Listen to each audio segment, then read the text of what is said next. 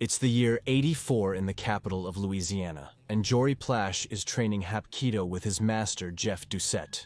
Jory and his companions admire him and seek to master the martial art with his teachings. The closeness between them goes from being a healthy relationship between master and student to becoming a sick interest of the adult towards the child.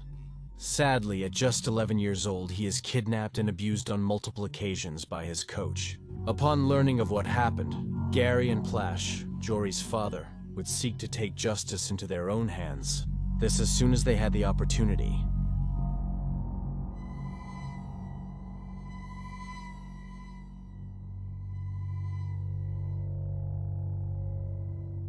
Jory Plasche was born on April 27th of the year, 72. He grew up in Baton Rouge with his parents, Gary and Jun, and his 3 siblings. In the year 83 and at the age of 10, Jory is enrolled in Hapkido classes along with his brother Mikey. The lessons are taught by former Marine Jeff Doucette. At the start of his training, he presents himself as a trustworthy person and an excellent teacher, as martial arts are a very useful tool in the formation and discipline of children and young people. Jeff helps the young Plasche in these aspects. Jory even won a trophy in a competition in Texas, thanks to his teachings. At one point, the boy mentions the following to a local newspaper: "He is the best friend of all of us." Doucette spends an, let's say, abnormal amount of time with the minor. He is no longer just a dedicated teacher. There's so much closeness and trust that he offers to teach him how to drive. As Jory sits on his lap, the sick martial arts instructor begins to touch him. I thought, what's going on here? Could he be doing it unintentionally? So I didn't say anything. But now I know he was testing the limits. A clear example of pedophilia.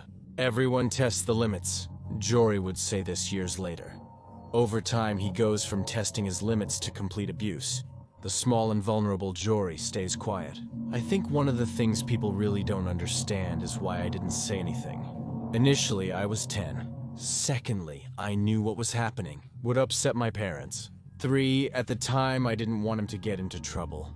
It was easier for me to say nothing and keep quiet than to bother everyone. This is what Jory would say in his adulthood, trying to justify his silence. But really, it's something that doesn't need to be justified. He is a victim, and in situations like this, it's hard to know how to react, even for an adult person, even more so for a child of just 10 years old. In February of the year 84, Jeff decides to take his abuse even further. The man asks his student if he would accompany him to California. The child, who obviously doesn't have enough to give any kind of consent, agrees, despite everything, as he really doesn't know how terrible his teacher's actions are, nor the damage they cause him. He still sees him as a friend. Doucette's horrible plan to kidnap Jory is set into motion with this. Jeff is going to pick up his student at his house on February 17. On February 17, so 19 of the year 84. The mother is at home, so the man tells her that he wants to show the child a carpet he is installing. It wouldn't take long, he would be back in 15 minutes. Jory's mom, having known teacher Doucette for some time, and seeing the close bond he has with her son, she doesn't distrust at all, and they both leave. Doucette buys a bus ticket, and they both head to Los Angeles together. Upon reaching their destination, and in order not to be recognized, when the minor's parents realize their child has been kidnapped, Jeff shaves his beard and dyes his victim's blonde hair black. The man claims that the little one accompanying him is his son, to avoid any kind of suspicion, and rents a motel room, where unfortunately, what you're already imagining happens, and on multiple occasions. The child's parents desperately search for him for 10 long days after his kidnapping. Doucette allows his victim to make a phone call home, from Anaheim, California, fortunately. With the FBI already involved in the investigation, they managed to trace the call. Jeff Doucette is arrested on February 29 for the abduction of the minor. Jory is on his way back home. "We didn't even know what to do, you just feel helpless," says Gary, Jory's father, after his return. Mr. Plasche hears more and more reports that Doucette probably had fled from his son.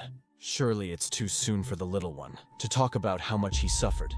But a medical examination confirms the worst news for the father. His son was abused by his instructor. The parent now knows what he wants to do. He is determined to take revenge.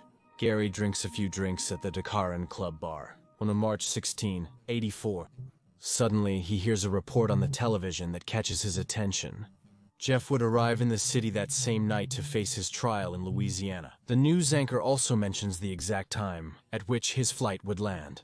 Gary leaves the bar immediately. His destination, the Metropolitan Airport. My father went to the airport thinking he would die. He said that either Jeff or he would die that night. He would say this in an interview with Jory for ESPN many years later. Gary enters the airport with a cap, sunglasses, and a .38 caliber revolver hidden in his boot.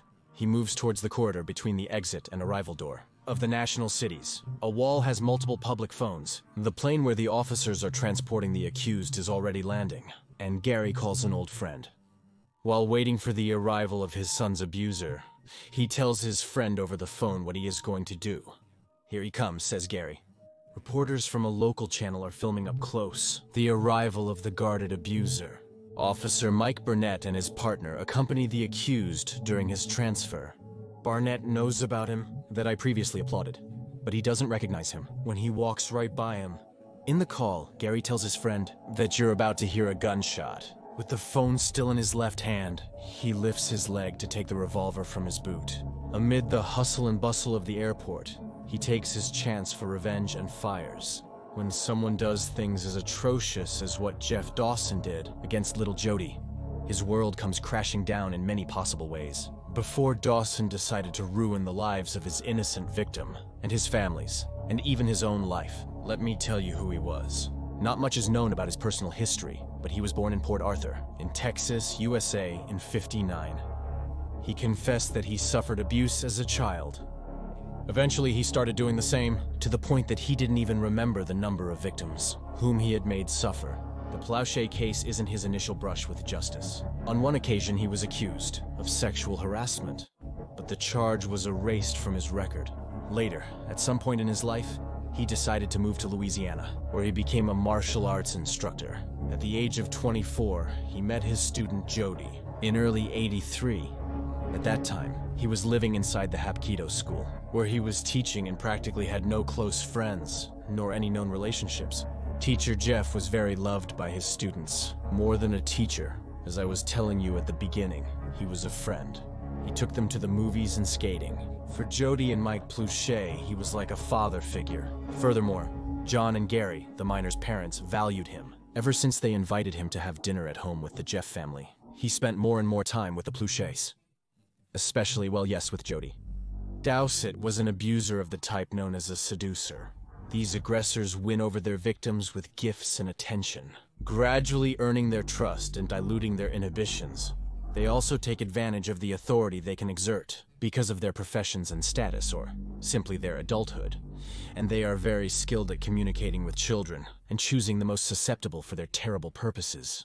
In the year '83, when Doucette began to play, inappropriately to the minor, also slept in the same bed, when they traveled to martial arts tournaments. The abuse, according to Jody, was practically daily. In addition to taking advantage of minors, Jeff began to have problems with the law for paying with bad checks. He was about to be taken to court for this issue with the checks when he decided to kidnap the minor. On Feb 19th, '84, Jeff's fate should be punishment for everything he did. But what would be the fair penalty to pay? The punishment he received would be a shot in the head by the father of his victim. Why Garipo? That's what Officer Barnett says as he and his partner pin him against the wall. Doucette lies on the floor, bleeding out on the airport carpet. If someone did this to your child, you would have done the same. That's what Plasche responds tearfully without resistance to his arrest. Jeff is urgently taken to the hospital with a lethal wound in his brain and falls into a coma. A day later, the abuser loses his life at the age of 25. I didn't want him dead, I just wanted him to stop, is what Jody would say years later. The controversial case does not end, and it seems every time to get more and more complicated.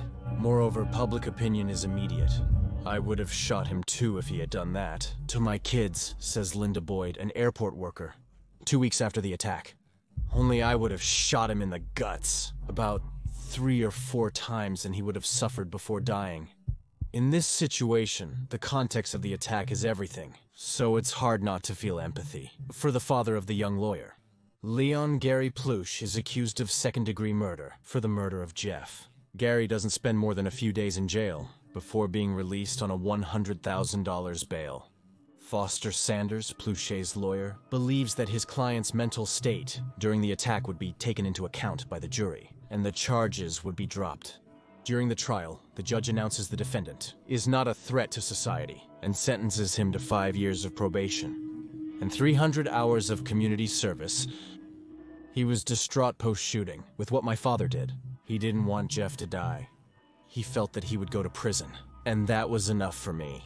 Jory stated in an interview another of the difficulties he faced after the abuse he suffered was forgiving his father for taking justice into his own hands. But over time, he forgave him. I managed to work on it eventually. I accepted my dad back into my life and somehow returned to normal. It's not right to take a person's life, but when someone is such a bad person, it doesn't bother you as much in the long run. That's what Jory says. The young Plasche ended up studying at Louisiana State University, where he began working in activism. He was part of the men's committee against violence at his university, and after graduating, he worked at the service center for the victims of Montgomery County as a counselor in abuse cases. Now an adult, Jory has strived inform parents ways to safeguard their children from abusers, like Jeff Doucette. If someone wants to spend more time with your children than you do, it's a red flag, is what this man mentions. The nightmare he lived through undoubtedly marked his life, but his approach and his way of assimilating the situation always kept him afloat. Jory would narrate his story in the book named Gary, Why? Officer's iconic words to his father after the attack on the aggressor, who would say the following. I omitted many details. My mother would tell me, "Why don't you write more details?" I have to take care of a thin line between provoking a victim who reads the book, stops reading it, and a pedophile reads it like a Penthouse magazine, or This Is Great. I don't need to go into explicit details for the most revolting things. It's enough to understand the point. Like I tell you, this is what Jory would say. Evidently, he's not aiming to peddle sensationalism with his book. Jory says the following. I wanted to give hope to the victims. I wanted to give parents knowledge, and I wanted people unfamiliar with this to have a general understanding about violence and abuse. Parents now write to him and mention to him that they have learned a lot, thanks to him, and for sharing what he experienced. For his part, Gary will be recognized and approached by many as the father who killed his son's abuser. But the people close to him remember him as a family man, loving and very playful. Mr. Plasche died in 2014 after complications from an embolism, which he suffered in the year 2011. In the assisted living home where he spent his last years, he never lost his sense of humor, because sometimes he would play dead to scare his caregivers. Finally, years later, of this tragic case, the victims and people involved managed to overcome the repercussions of their experiences. Despite involvement in such a sad situation, joy returned to their lives, and they will be remembered fondly. However, Jeff Doucette will persist as a grim reminder, an abuser who harmed many innocent lives. Sadly, like him, there are a lot out there. His only encounter with the law, following Jory's kidnapping, amid his apprehension and deportation. He was destined to pay with his life for what he did, but was his punishment fair for his actions? Everyone may have a different opinion on this. If you enjoyed this video, remember to follow me on social media, and don't forget about my second channel, which is Pepe Mysterio Shorts.